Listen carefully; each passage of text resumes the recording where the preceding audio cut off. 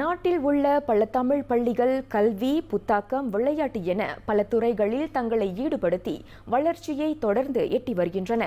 அவ்வகையில் தற்போது இசைத்துறையிலும் மிளிர்வதற்கான முதல் படியாக பஞ்சாராகம் எனும் இசைக்குழுவை உருவாக்கியுள்ளது பேரா கிளேபாங் தமிழ் பள்ளி.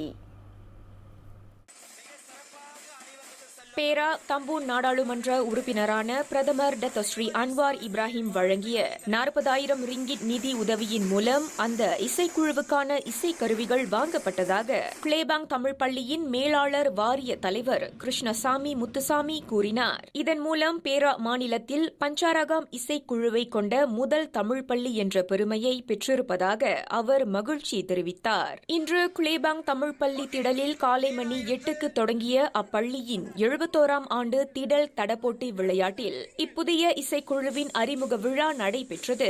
45 மாணவர்களை கொண்டு இயங்கும் இந்த இசைக்குழுவை தவிர்த்து மேலும் பல புறப்பாட நடவடிக்கைகளை தங்கள் பள்ளி மேற்கொண்டு வருவதாகவும் கிருஷ்ணசாமி குறிப்பிட்டார்.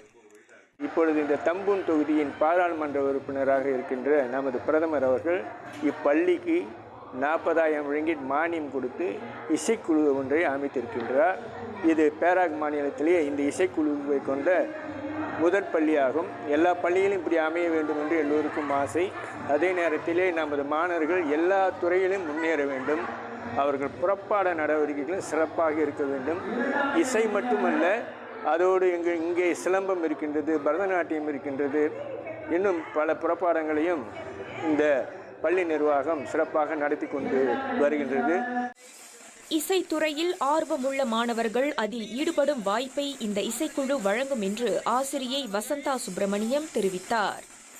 பஞ்சாராக குழுவில் இசைக்குழுவில் மொத்தம் ஏறக்குறைய 45 மாணவர்கள் இருக்கிறார்கள்.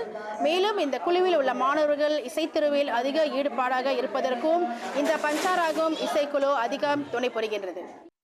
இசை கருவிகளை கொண்டு மாணவர்கள் வாசித்த தேசிய கீதம் வந்திருந்தவர்களின் கவனத்தை வெகுவாக ஈர்த்ததோடு பலரின் பாராட்டையும் பெற்றது.